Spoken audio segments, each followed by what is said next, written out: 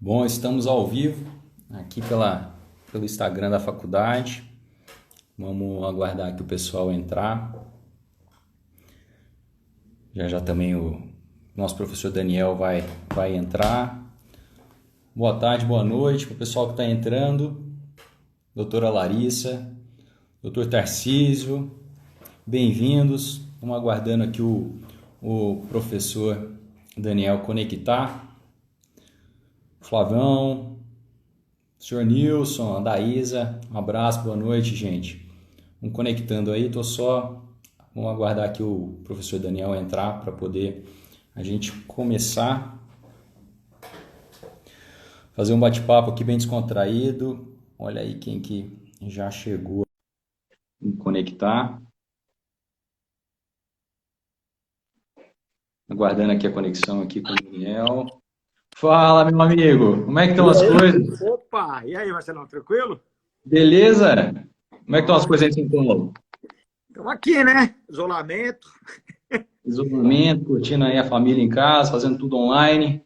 Pois é, né? Tivemos uma mudança aí de. Eu já trabalhava bastante com online, né? Eu tinha até um estúdio armado lá no meu escritório, onde eu gravava bastante aula. Mas aí o escritório hoje também, né? Hoje não, né? Já faz quase 2 meses, está trabalhando online, pessoal tudo em home office e tal. Então eu abandonei meu estúdio lá, só peguei a câmerazinha, que é a câmerazinha boa. E aí tô aqui gravando minhas aulas e agora fazendo essas lives, né? Que agora virou a Que moda. bacana, não? E as lives também que eu aproveito até para indicar para todo mundo. Aí o professor Daniel é quase o Gustavo Lima das lives do direito, aqui do processo, no Instagram. Só falta beber que nem ele, velho. Mas tem o copinho da luz aí que não pode faltar também, né? Tá lá, não, maravilha. Mas essa é a água que o passarinho bebe, pô. Tem que ser essa daí, né? Então, poder aguentar todas as lives, todos os dias, o dia inteiro, gravação. Bacana. Daniel, primeiro queria te agradecer, né? Aceitar o convite, vir aí na nossa faculdade virtualmente para poder falar com o pessoal. É um tema que está super em alta, né? O impacto aí do Covid, a pandemia nos tribunais. O professor Daniel, ele é mestre, doutor pela USP, advogado e um exímio professor, né, de processo civil.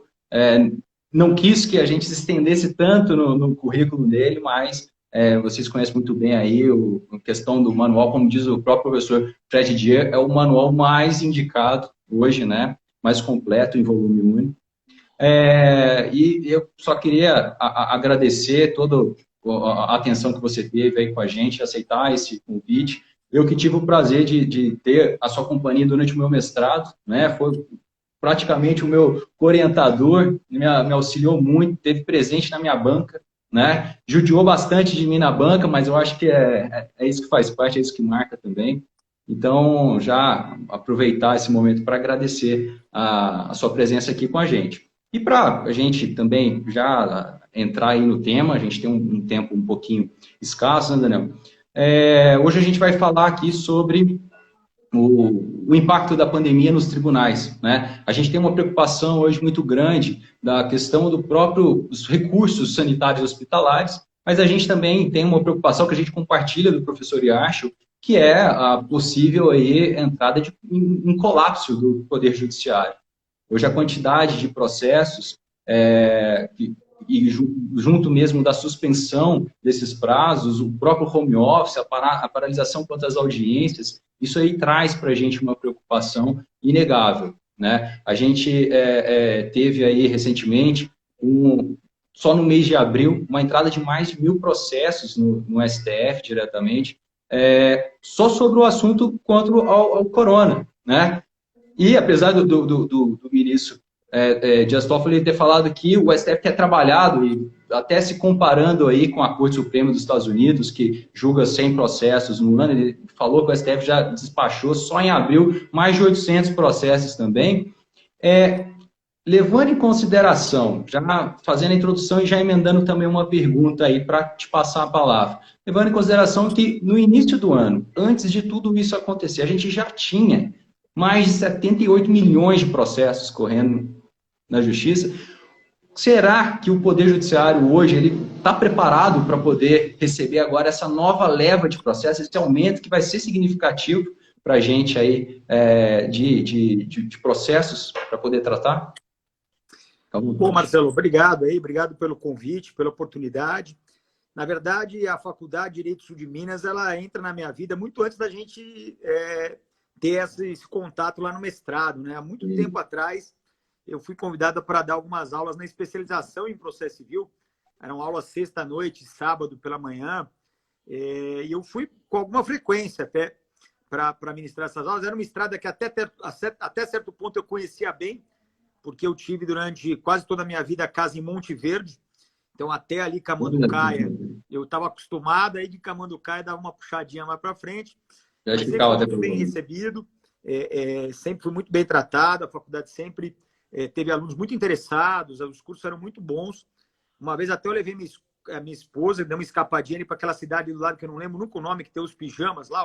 Guarda da Mata, a famosa Guarda da Mata. Bom, porque a minha esposa ela tem mais ou menos uns 800 pijamas, é um vício. Aí, quando eu falei para ela tal da Bordas da Mata, aí a mulher se acabou. Eu dando aula e a mulher gastando todo o meu dinheiro que eu tinha ganho na aula e mais algum ainda comprando pijamas. Mas, de qualquer maneira, boas lembranças da faculdade, do povo, né, de Pouso Alegre, que sempre me recebeu muito bem. Aí, hoje, a gente aqui no ambiente virtual, é o que dá para fazer, mas estamos juntos, né? O que importa é a transmissão do conhecimento. Olha, e eu na verdade, eu comungo dessa preocupação, tanto sua quanto do professor Yarcho, por uma questão muito simples, né? Nós somos um povo litigioso. O brasileiro, ele gosta de um processo, né? Esse número absurdo de demandas que nós temos atualmente em trâmite, esqueça o Covid, vem de uma cultura de litigiosidade, vem de uma cultura de que qualquer coisinha eu vou te meter um processo, eu vou entrar no judiciário. Isso, obviamente, é incentivado por quem? Pelas faculdades de direito que jogam no mercado de trabalho milhares e milhares de advogados todos os anos que não têm o que fazer, porque não tem trabalho para todo mundo, então ficam caçando problemas alheios para jurisdicionalizar esses problemas. Então, é uma questão um pouco cultural, uma questão um pouco corporativa, se eu posso dizer assim, mas é um problema absolutamente arraigado entre nós, né? Cultura da litigância, né? O Eduardo Matuca é seu pai? Exatamente, está aí online acompanhando. Seu pai, eu lembro do seu pai lá da banca. E é uma cultura mesmo que a gente tem. E aí vem o quê? Aí vem uma pandemia. Perceba, a pandemia, nós atualmente, nós somos uma sociedade de massa. Então, nós estamos acostumados a lidar com conflitos de massa. Como o processo coletivo, por incrível que pareça, ele não conseguiu resolver todos os problemas para os quais ele se propôs a resolver, nós partimos para uma coletivização da tutela individual. Então, nós criamos IAC, IRDR, julgamento de RE e récibo repetitivo, toda a cultura dos precedentes vinculantes, que é, para mim, uma coletivização da tutela individual, mas para resolver esse problema, que são os conflitos de massa com as respectivas ações repetitivas. Vem a Covid-19, e a Covid-19 ela vai ser uma fonte de inúmeros e incontáveis conflitos de massa.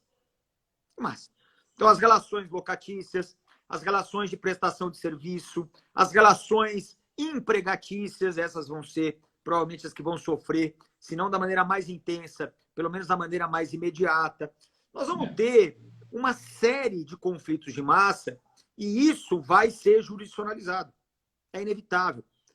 Ah, Daniel, mas eu vi que o CNJ já está preocupado com isso. Não só ele, o mundo está preocupado com isso e está até criando, né, regulamentando uma Câmara de Conciliação e Mediação para tentar que esses conflitos derivados da pandemia do Covid-19 não sejam jurisdicionalizados, tentar uma solução consensual, porque ele vê com preocupação esse aumento exponencial de demandas que muito provavelmente acontecerá e a tomar, vamos ser sinceros, né, Marcelo? A gente não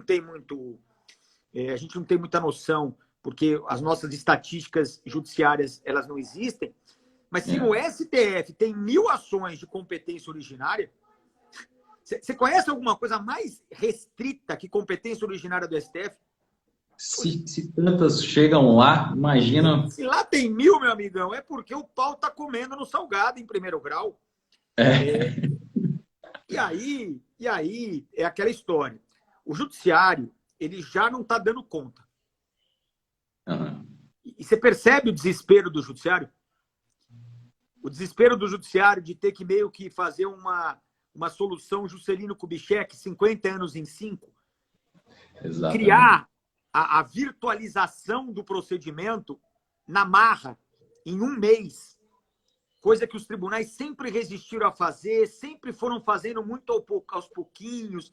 Então, às vezes, a justificativa era falta de dinheiro, às vezes era uma questão política, às vezes era segurança jurídica. Veio a pandemia, audiência virtual. Hoje mesmo, né? A gente aqui em São Paulo, a gente tem uma resolução do Tribunal de Justiça que estabelecia os regramentos para essa audiência virtual. E aqui eles foram até um pouco mais cautelosos, né? Porque eles determinaram que a audiência virtual dependeria de um acordo de vontade entre as partes. Então, se uma das partes não quisesse, não haveria audiência.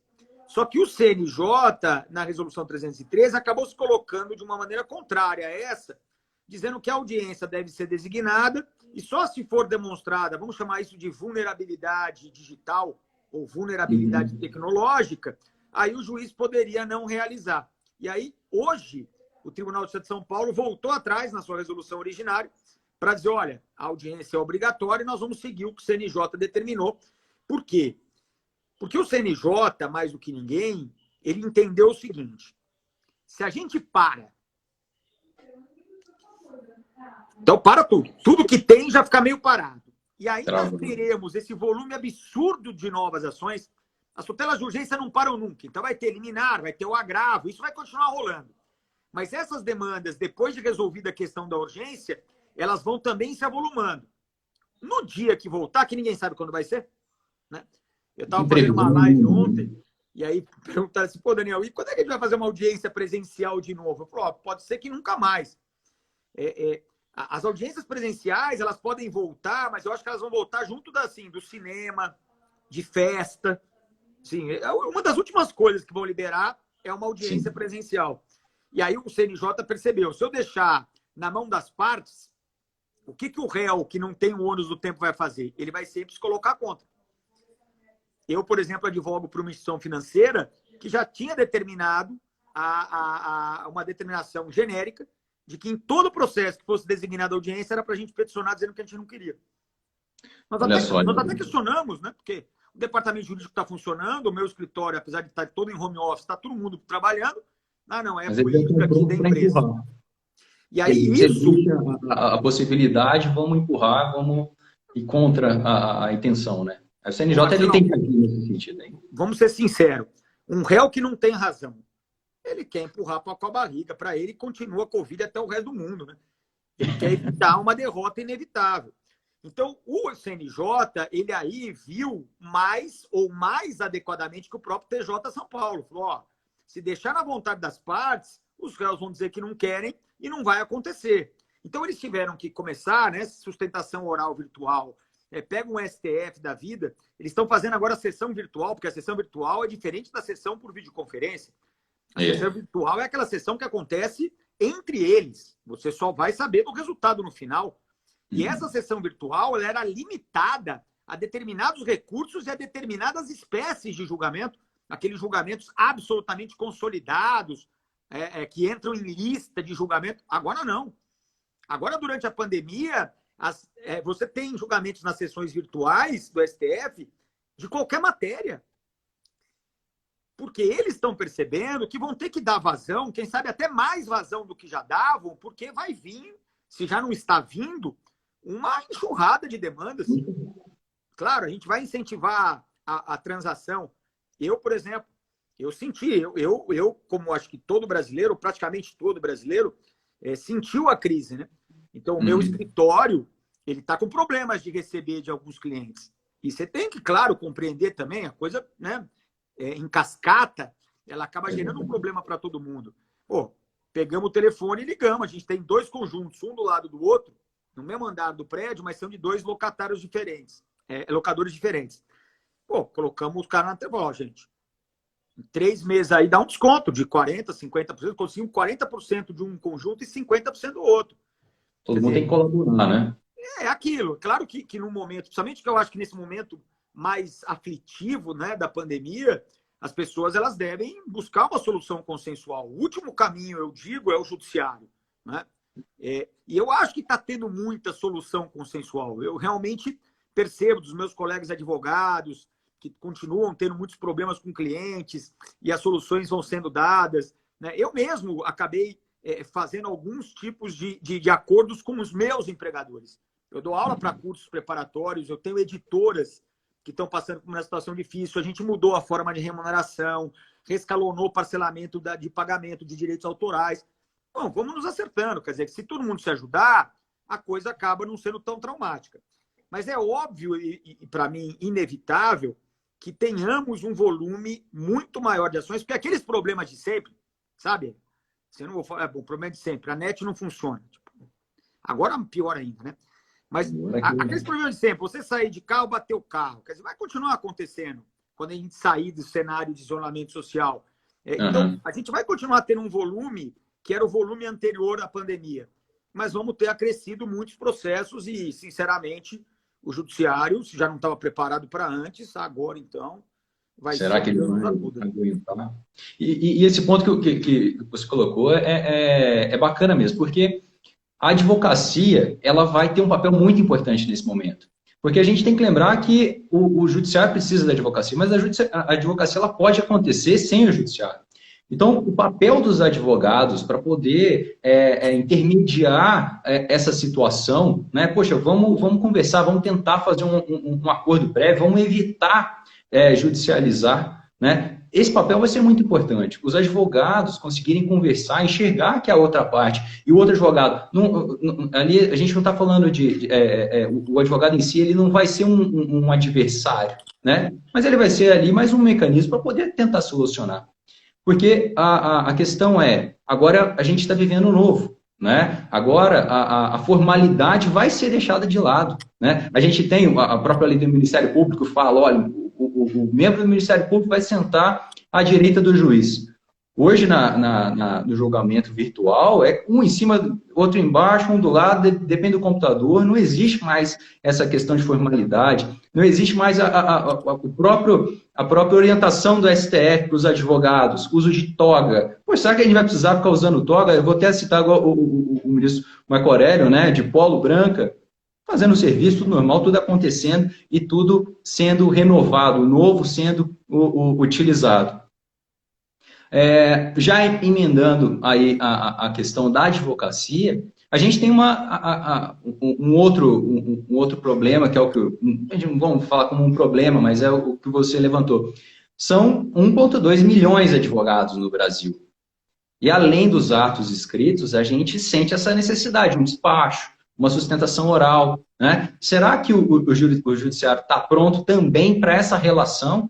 Será que vai funcionar? Vou pegar o telefone aqui, vou fazer o meu despacho por telefone, vou ter que agendar o virtual. Como é que vai acontecer isso? Será que ele está pronto para essa relação judiciário-advocacia ocorrer ainda de maneira virtual? Olha, Marcelo, eu posso estar redondamente errado, né? Não seria a primeira vez e certamente não será a última. Mas pelas experiências que eu venho colhendo com colegas, e eu digo de experiências com colegas porque eu ainda não tive essa experiência própria, né? Eu ainda não fiz sustentação oral virtual, não despachei com o juiz virtualmente. Eu estou até na iminência de precisar de despachar com o presidente do STJ uma suspensão de segurança aí, e aí eu posso ter uma experiência própria. Mas a experiência que meus colegas têm tido, primeiro, é uma dificuldade genuína de parcela da magistratura com a tecnologia. Isso. E que também, né, pau que bate em Chico, bate em Francisco. Também, muitas vezes, do advogado, né? É que o advogado, cá entre nós, ele vive naquele ambiente de que a necessidade produz atividade. Então, ele, naturalmente, é mais safo para as questões tecnológicas, porque ele depende do resultado do seu trabalho. Não é a mesma realidade para o magistrado. E eu não estou querendo aqui criticar meu pai, foi juiz de carreira, chegou a desembargador do TJ de São Paulo. Não é que eu queira criticar, mas são, obviamente, atuações distintas. Então, com colegas muito próximos meus, o que já aconteceu? Tentando se fazer o despacho pelo sistema da videoconferência, o cara não conseguia, e aí o cartório liga para o escritório do advogado e diz, olha, vamos fazer por telefone, porque não está dando aqui. Não está funcionando. Quer dizer, despachar pelo telefone não me parece adequado. Quer dizer, eu acho que a gente tem que transportar o ato presencial, que é, em tese, o ato, a forma preferencial do ato, para algo que seja o mais próximo possível dentro da virtualidade, dentro do ambiente virtual. Então, assim, como nós estamos aqui.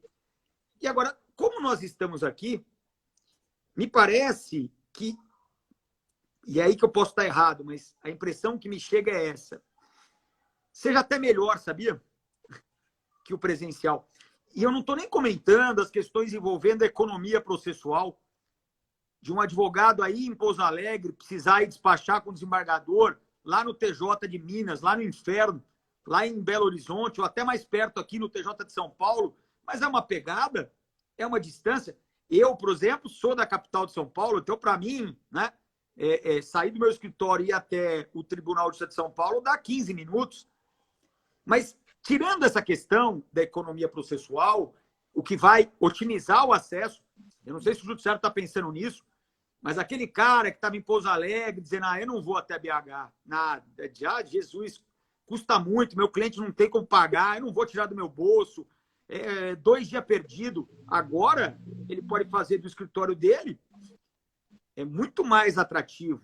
A prática dos atos orais, ela vai aumentar exponencialmente. E não sei se o judiciário está preparado ou está desejoso de que isso aconteça. Mas imagina, quantas vezes, Marcelo, você já não foi despachar com o juiz e o cara está no meio de uma audiência, acabou uma, a outra já está atrasada, e aí ele te recebe naqueles 2 minutos. Não, vamos, sabe, não ouve o que você está falando, a hora que ele cansa muito, fala, tá, excelência, eu vou analisar depois aqui, já está concluído. Então, quer dizer, na hora que você marca um despacho com o juiz, é ele e você, sou eu e você aqui, ó. Não tem distração, não tem gente entrando, não tem gente na fila, né? Não tem a batida do carro lá, pá, bateu, o que aconteceu? Né? Então, quer dizer, sou eu e você, eu não sei. Me parece que isso, eu estou falando em termos de despacho primeiro, né? Eu acho que em despacho isso pode ser vantajoso. A partir do momento que as tecnologias elas forem adotadas de maneira mais concreta, eu acho que pode ser bem vantajoso. Agora, sustentação oral. Sustentação oral é um trauma presencial, online, de qualquer maneira. Você conseguir chamar a atenção dos embargadores e ministros é mais difícil pela via online do que pelo sistema presencial. Eu acho que eu acho que o sistema presencial ele te dá uma Vale, agora travou minha língua. Teatralidade, é isso? Boa, essa auxiliar chegou aí. Isso, é a minha esposa aqui, me auxiliar para os trava-línguas. Porque aí você, né, você fala com as mãos, você bate o pé no chão, a hora que você vê que está tudo no meio do meio, você dá aquela muganga na mesa, né? Pá, mas excelências! Aí todo mundo acorda e tal. E não sei. Uso dos mecanismos, né? Os mecanismos corporais, né? Porque o corpo fala demais no ato oral.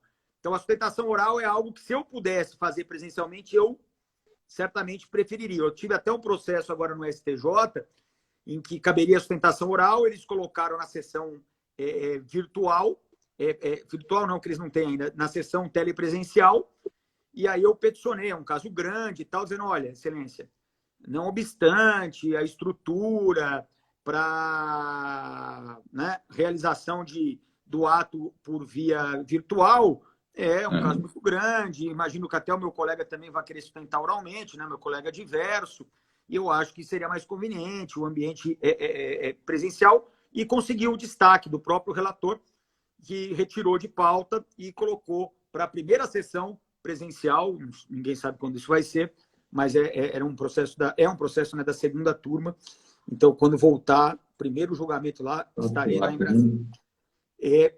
Agora, a sustentação eu vejo mais ceticismo. O despacho, eu acho que até, de repente, é melhor. E a audiência, não sei se a gente vai chegar lá, eu não tenho, vou ser sincero, Marcelo, muitas ressalvas a respeito da segurança jurídica. Eu não tenho.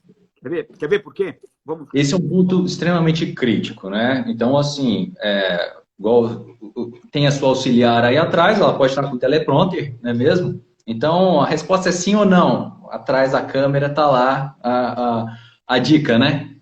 Como é que vai funcionar isso numa audiência de instrução, não é mesmo? Então vamos lá. Vai imaginar que tem um teleprompter, que a gente nunca vai saber exatamente, né? Primeiro, uma coisa que meu pai sempre me falou e sempre me marcou. O juiz de direito experiente, que faz 10 audiências por dia durante 10 anos da sua vida, ele se transforma num detector natural de mentiras. E eu sofri isso na pele, né? Era só chegar em casa, começava a contar mentira, ele falou, você acha que você está falando com quem? E já o pau comia e já voava a chinela. Então, o que acontece? Eu vou ler um teleprompter, então eu não vou olhar para a tela, eu vou olhar para algum lugar que não é exatamente a tela. Exato. E tanto eu quanto você, a não ser que você seja um artista global, sabe que ler no teleprompter, a forma oral de exposição é diferente da fala espontânea. Isso aí qualquer pessoa que tem experiência em ouvir sabe. Você sabe quando o cara está lendo um teleprompter, você sabe quando ele está falando sem ler. Porque é normal você dar uma gaguejada, você repetir uma palavra, você eventualmente não fazer uma pausa perfeita na vírgula. Quando você está lendo, tem a vírgula, você dá aquela parada. Quer dizer, então, não me parece, sinceramente, né? Quer ver, ó? Faz uma pergunta aí para mim. Daniel, só testemunha, tá? Só testemunha. Exatamente. Por acaso foi o senhor que assinou o recibo? Bom, esse recibo fui eu que assinei. Não. Não, sim. Esse recibo, sim. Com certeza fui eu. Ô, velho, você não vai perceber que o cara sofreu um cutuco do lado ali, que o cara tá olhando muito pro lado, que o cara tá muito estranho. Eu não sei, eu juro por Deus. Aí veio um aluno meu e falou assim, Daniel, mas aí vai ter um ponto eletrônico. Eu falei, velho, se a gente não vai fazer audiência por via virtual, porque vai ter alguma testemunha com ponto eletrônico, aí parei, né? Então vamos embora para casa. Né? Porque em tese, o ponto eletrônico pode até na presencial, o cara vai com uma peruca aqui, ó, que cobre. Eu não tô nem de peruca, né? Eu com essa cabeleira aqui preciso de peruca. Joga o cabelo aqui, ó, não dá para ver nada, pronto, tá lá. Então, eu não sei, viu, Marcelo? A minha preocupação maior, eu até externei numa live que eu fiz ontem, né, com o Edson, que é promotor do trabalho, e aí é pior ainda, porque tem a questão dos vulneráveis e tal, lá em Ribeirão Preto. O que eu externei para ele é que a minha maior preocupação é com a questão tecnológica. Uhum. Eu acho que a gente tem que levar, sinceramente, muito a sério a questão da vulnerabilidade digital ou vulnerabilidade tecnológica. Porque aí, de fato, me parece que o Brasil ele não é ainda um país digital. Né? É claro, mas todo mundo tem um celular, mesmo simples. Sim, mas você ter um celular e ficar chupinhando o Wi-Fi do shopping, porque você tem um 2G na tua casa, né? É uma coisa. Então, você querer que uma pessoa dessa participe de uma oitiva, a coisa pode começar a ficar mais complicada. A minha maior preocupação é essa. Essa questão da tecnologia a gente viu na própria implementação do PJE. A gente vê que o PJE, para a advocacia principalmente, até hoje ela é implementada, porque o pessoal tem dificuldade sim de acesso. E não só porque não sabe mexer na tecnologia, mas não, se você vai tentar fazer um protocolo 6 horas da tarde no PJE, do TJMG, por exemplo, você vai ficar travado. Você vai ficar ali sem saber o que acontece, aí vai precisar dos grupos de auxílio, vai precisar ir atrás para saber como é que eu vou resolver. Né? E já emendando isso, eu vi um comentário ali, semana passada, minha esposa, no caso, ela teve uma sustentação oral no tribunal, e eu fiquei com a mesma dúvida que você levantou. Será que o virtual vai trazer maior facilidade de ser ouvido? Porque não vai ter o cara chegando com café, não vai ter outra pessoa chamando a atenção do desembargador, não vai ter os advogados conversando atrás. é o áudio de quem está falando e pronto, né? Esse ponto eu achei bem interessante, porque pelo que eu percebi, tudo funcionou muito bem e ela foi realmente ouvida. Só que aí, antes dela, eu estava acompanhando um outro julgamento em que uma das desembargadoras, ela teve essa questão tecnológica em que o áudio dela não dava para entender nada. Por quê? Você via, era claro que o microfone dela não era um microfone muito adequado, a conexão dela não estava boa, e o advogado lá tentando identificar o que ela estava falando. E aí você fala o seguinte, poxa, mas o direito do meu cliente sendo prejudicado por uma tecnologia que não está atendendo o que ela precisa. E você vê que nem mesmo o presidente da sessão ele vai falar o seguinte, não, doutora, por favor, repita, isso não vai acontecer. E aí, aproveitando aí todo o público que está assistindo a gente, qual a dica que o senhor dá para poder a gente tentar resolver isso? A gente sabe que eu posso pedir o adiamento, né? Mas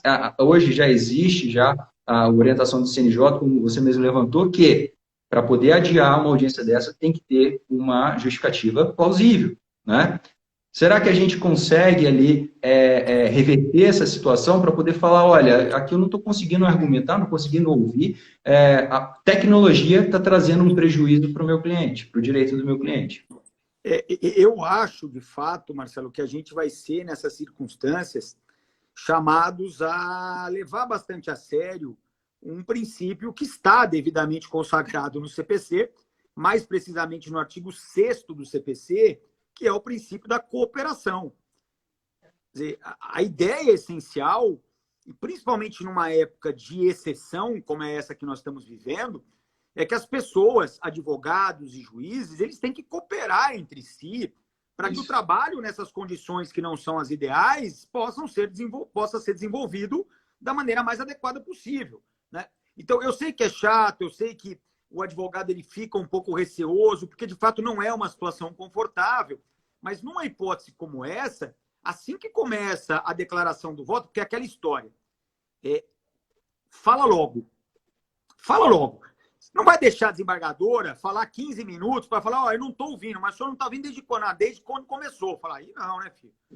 É que nem você pedir, né, uma comida no restaurante lá, comer tudo, sobrou uma fatia. Você fala, eu acho que estava podre isso aqui. Ué, mas você comeu quase nada, não, mas isso aqui está podre, não vou pagar não. Falei, ô, filhão.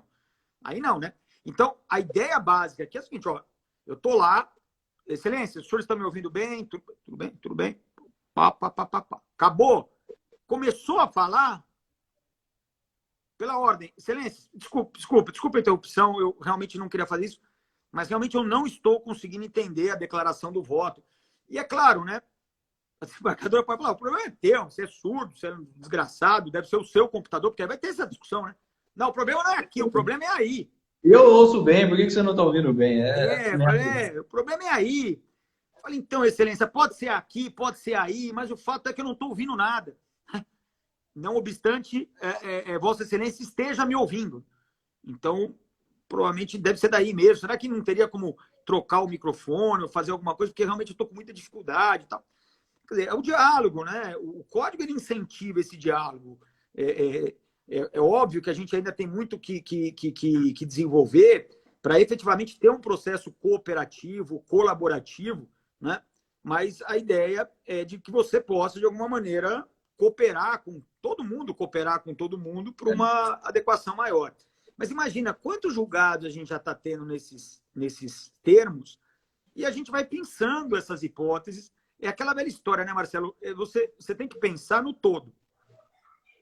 Essa que é a verdade mais adequada, porque sistematicamente você tem que pensar no todo. Pô, eu não queria ser aquele advogado. Uhum. Ele vai ser a vítima. Mas é aquela história, se você pensar no todo, se de 1.000 julgamentos, 999 funcionários, só o dele teve esse problema, pô, bola para frente, né? Facilmente. Quantas vezes também você não pega aquele desembargador que ele está com tanta preguiça que ele está meio que deitado na cadeira, então ele não se motiva nem até o microfone. Então ele lê o voto meio de longe. E aí fica meio que nem o Moro, sabe? Que o Moro também faz isso, né? Ele vai e volta. Então, às vezes... Vai caindo. A palavra é assim. Então, meu filho aqui... Você não entende nada, né? Você não entende nada. Aí você vai falar para o cara assim, presencial é pior ainda. Você fala, excelência, Dá para entender nada, excelência? O senhor vai e volta aí que nem um João Bobo de posto? Fale no microfone, excelência. Sei lá, eu para falar isso prefiro estar longe, né? Pelo menos o cara não manda me prender, né? Porque tem essa também, né? Tem essa, né? Eu nunca tinha pensado nisso. Que o juiz pode dar voz de prisão, né? Vou te dar voz de prisão. Tá joia, meu endereço, você quer meu endereço? Como é que vai ser? Que horas que vocês vão vir? Não tem mais cadeia, hein? Também que se for preso, solta, não é isso? É melhor nem prender. Hoje é essa situação, se você sai na rua, você é preso, mas aí se você for preso, você vai para a rua. É uma situação assim. É o dilema dilmaniano. Exatamente. Mas essa questão da tecnologia, a gente sabe que na hora que acontece, está rodando a audiência, ali as coisas vão funcionando. A cooperação, ela acontece, hoje a gente tem aqui na região já a implementação disso na Justiça do Trabalho mesmo, e que as audiências de conciliação, elas estão acontecendo por videoconferência, até mesmo utilizando do vídeo do WhatsApp. Então, o servidor, ele vê que o advogado não conseguiu acessar, ele entra em contato, abre o vídeo do WhatsApp, tenta resolver. Esses dias mesmo eu fiz uma audiência com uma advogada que estava em Portugal. Então, assim, veja, uma maravilha isso. Do contrário, ela teria que contratar alguém daqui, não seria ela presente. E levando isso em consideração, né? Poxa, ela está lá em Portugal, ela conseguiu acessar, eu estou daqui de Pouso Alegre, estou falando com você em São Paulo. O artigo 85 do CPC trata de um assunto que a gente adora, honorários. Né? Só que ele coloca aqui, leva-se em conta na hora de fixar os honorários, o local da prestação e também o tempo desprendido. Será que o fato de agora, de Pouso Alegre, eu consigo atuar em qualquer lugar em questão de minutos, na questão de não ter que viajar? Mas levando em consideração também a dificuldade de acesso, eu tenho que me preparar o meu aparelho, a internet está funcionando, eu corro no vizinho, e vai no 4G, fica travando, liga. Será que isso vai ser levado em consideração para majorar ou até mesmo para poder falar, não, os honorários agora vão ser reduzidos por conta disso? Qual é a sua opinião, Bruno? Olha, Marcelo, eu acho que daria uma discussão acadêmica bem interessante. Quem sabe academicamente, eu poderia até dizer que haverá uma mudança de atos praticados, mas que, em tese, eles podem se balancear no caso concreto, né? Quer dizer, as dificuldades que eu teria com o ato presencial eu não tenho, mas eu ganho novas dificuldades com o ato virtual. E aí a coisa acaba meio que se equilibrando. Mas eu insisto nessa questão acadêmica, porque cá entre nós, nenhum juiz considera coisa nenhuma, né? Ninguém. Né? Eu, pelo menos, nunca vi uma decisão dizendo, olha, eu vou te dar 13%, 10 e 20%. Mas eu vou te dar 13% porque o objeto da demanda tem essa complexidade, demorou esse tempo e você teve que fazer esse trabalho. Existe. O juiz geralmente já fixa em 10, né? Vamos ser sinceros. Exatamente. Já joga para 10, leva para os autos físicos. Pensa, autos físicos. Se você parar para pensar, nos autos físicos, você trabalha mais. Por quê? Porque sai uma publicação, você tem que ir lá no cartório, tirar conta. Então, cada ato você tem que se locomover. Nos autos eletrônicos, é só enter, abriu, beleza. Nos autos físicos, você tem que ir a algum lugar protocolar. Isso. Nos autos eletrônicos, Agora, você viu alguma mudança em termos de honorários nesses termos? Não tem, porque a juizada não está nem aí. Então, na prática, eu, se posso dizer como advogado, muito preocupado com os honorários, agora mais do que nunca. Exatamente. Eu posso dizer que o contrato que fez pensando no fim do processo agora está acabou. Agora, há um ponto, Marcelo, se você me permite, que você colocou, olha lá, a Zen Mota deve ser juíza, né? Porque, poxa, isso não é verdade, sempre valora o trabalho, complexidade, tempo de duração. Então, a Zen Mota é a exceção que vai nos provar a regra. Bacana, vamos procurar ela. Tá de parabéns, aliás. Bacana. Deixo já aqui registrado o meu elogio público, porque, de fato, nos meus processos, é uma experiência pequena, né? O meu micromundo ali de processo, mas ali eu realmente não vejo essa preocupação toda, não. Agora, você colocou um ponto, Marcelo, que eu acho que é um ponto que a gente vai ter que discutir e que é muito louco. Você falou de uma advogada que estava em Portugal. Você já parou para pensar que quando nós estudamos teoria geral do processo, nós temos ali como princípio da jurisdição a territorialidade, também conhecida como aderência ao território. Então, a ideia é de que o juiz ele só pode praticar atos dentro de uma certa circunscrição territorial, né? Porque é só ali que o exercício da sua jurisdição será legitimado. Quando você vai para o mundo virtual, a territorialidade vai para o espaço. Vai para o espaço. Não existe, não tem como. Existe, né? Quer dizer, interessa para você saber onde é que o sujeito mantém a conta corrente dele para fazer uma penhora pelo Bacenjude? Claro que não.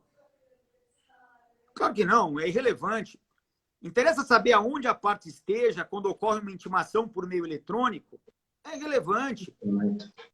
E da mesma forma que você está me colocando aí, nesses atos de audiência, de sustentação oral, em que você passa a atuar independentemente de onde você esteja. E aí a gente começa a ter um pensamento muito louco, que não é mais só uma questão de não ter mais regras territoriais, porque regras territoriais são, num primeiro momento, regras de competência territorial. Nós vamos começar agora a ver que a gente não tem mais regra de limite jurisdicional nacional.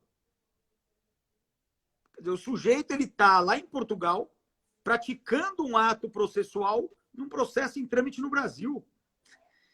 Coisa que, em tese, não poderia acontecer, porque a jurisdição, até pela questão da soberania, ela é apenas nacional. O juiz brasileiro não poderia praticar um ato com colaboração de pessoa no exterior, ou, nesse caso, aí, a testemunha.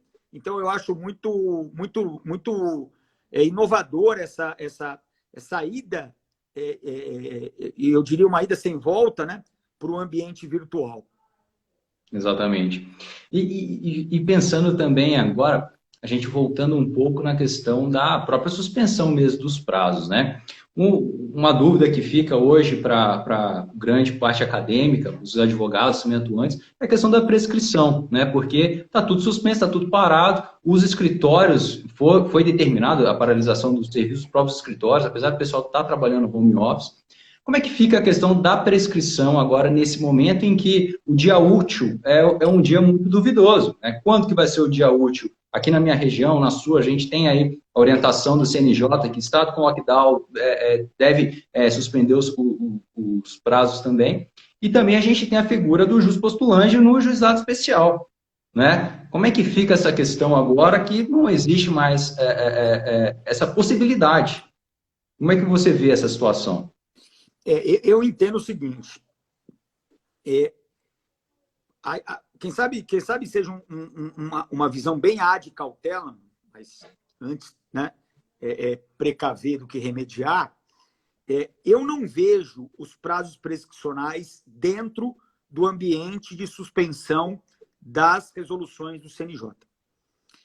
E não vejo pelo seguinte... todas as resoluções meio estranhas, né? Quer dizer, a primeira foi clara, né?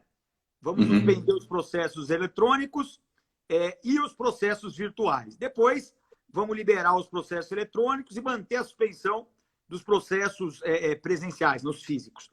Mas por que eu não coloco ali? Porque tanto a resolução originária quanto essa resolução mais recente expressamente falam em prazos processuais.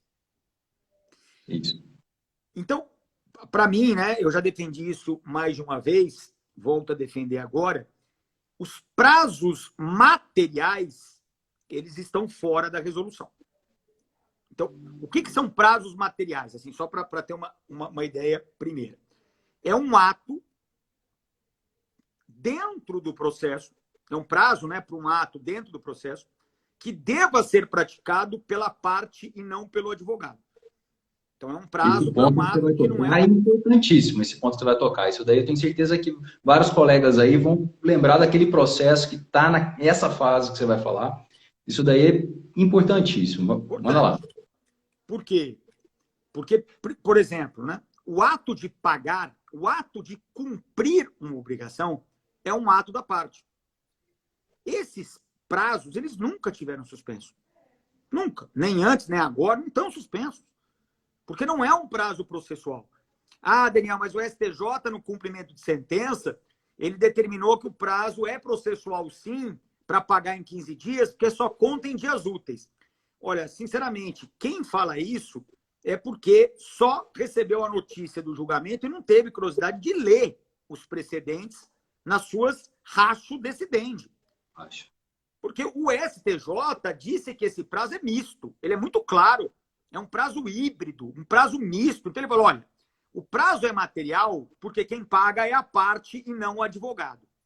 Mas ele também é processual porque a lei prevê uma intimação, em regra, do executado na pessoa do advogado. E aí, como ele é um prazo híbrido, nós vamos considerar processualmente como processual para fins da contagem do prazo. É para isso. Então, perceba, esse prazo ele nunca ficou paralisado. O prazo para atos materiais nunca ficou suspenso. Só que, na questão do prazo prescricional, eu vou além disso. Porque, para mim, o prazo prescricional ele não é um prazo nem material, nem um prazo processual. Ele é um prazo de direito material. Porque essa distinção que a gente faz entre prazo material e prazo processual são para quê? São para atos praticados durante o processo. Então, o resultado aqui, para nós, pelo menos para mim, é que o prazo da prescrição, que inclusive, né, a prescrição não é nem tratada pelo CPC. A prescrição é tratada pelo Código Civil, porque ela é um instituto de direito material. Então, aquele prazo prescricional, ele não, para mim, nem os decadenciais, nem os prescricionais, eles estiveram em nenhum momento suspensos. Daí porque o advogado, mesmo que ele não acredite em mim, né? Quer dizer, às vezes ele tem que não acreditar em mim, né? Porque ele já perdeu o prazo. Mas, é melhor não acreditar. Exatamente. Aqueles que, mesmo que não acreditem em mim, estão na iminência de ver o prazo, caso ele não tenha sido suspenso em nenhum momento, vencer, ingressa com a demanda. Ingressa com a demanda, porque a chance de você contar com essa suspensão e depois ter o tapete puxado lá na frente em decisão do tribunal, e não vai ser uma puxada de tapete legítima, para mim vai ser uma puxada de tapete correta, vai ser muito grande. Né? Exatamente. Então, o ponto é importantíssimo aqui para a gente. E, Daniel, já levando em consideração aqui que, na verdade, a gente tem mais um minutinho só para dar conexão. O papo, a gente poderia aqui ficar a noite inteira conversando, né? E qualquer bate-papo com você é sempre uma aula, né? Então, nesse último minutinho, eu queria ver se você quer falar alguma coisa para a gente. Não, eu queria agradecer a oportunidade. Espero aí ter contribuído com... São muitas incertezas, né, Marcelo? A gente está mais hoje falando sobre impressões do que basicamente sobre definições. Mas, de qualquer maneira, é uma época que eu acho que a grande lição que fica é uma lição de compreensão. Né? As pessoas têm que se compreender mutuamente, as pessoas devem evitar levar a solução dos seus problemas ao juízo. E nisso você falou demais, né? Você falou bem demais. O advogado tem uma participação essencial, porque o advogado é aquele que ou coloca gasolina na fogueira, ou é aquele que vai tentar jogar água na fogueira para tentar resolver de outras formas que não a jurisdicional o problema do seu cliente. Exatamente, exatamente. Agora a gente precisa se agarrar ao novo, porque o real ele veio para ficar, né? Então a gente já não tem mais outra possibilidade. O mundo agora vai ser outro. E, como sempre, o direito ele tem que acompanhar as mudanças da sociedade, né? E agora são muitas incertezas, mas esse momento de estar aqui com você, para a gente poder bater um papo, refletir, ter ideias, né, que podem... E com certeza vão ser implementadas, é muito importante. Nós, como operadores do direito, acho que compete a gente, né, levar a voz para poder ser ouvida. Daniel, eu queria te agradecer mais uma vez, tá, ter aceito o convite. Você está devendo aqui para a gente agora uma aula presencial, né? Você tem que vir aqui na faculdade, quando for possível, é óbvio, né? Mas queria agradecer você, todo o pessoal que está aí assistindo a gente, até esse momento. e convidá-los a todos também para assistir às outras lives do professor Daniel, no Instagram do professor Daniel, está marcado aqui na publicação, aqui na página da faculdade, Daniel Neves CPC, né? Que tenho certeza que vocês vão adorar. Qualquer assunto que ele for tratar, vai ser uma aula muito bem dada, vai valer muito a pena. Daniel, um grande abraço para você. Só tenho a agradecer. Tá, joia? Obrigado. Manda um abraço aí para os seus familiares, ainda que virtualmente. Isso, pode deixar. E boa sorte aí. Faça outras lives aí pela faculdade com outros doutrinadores. É bem interessante. Iniciativa boa. Valeu? Vamos fazer, vamos seguir essa linha aí. Valeu, gente. Um abraço, boa noite a todos. Valeu.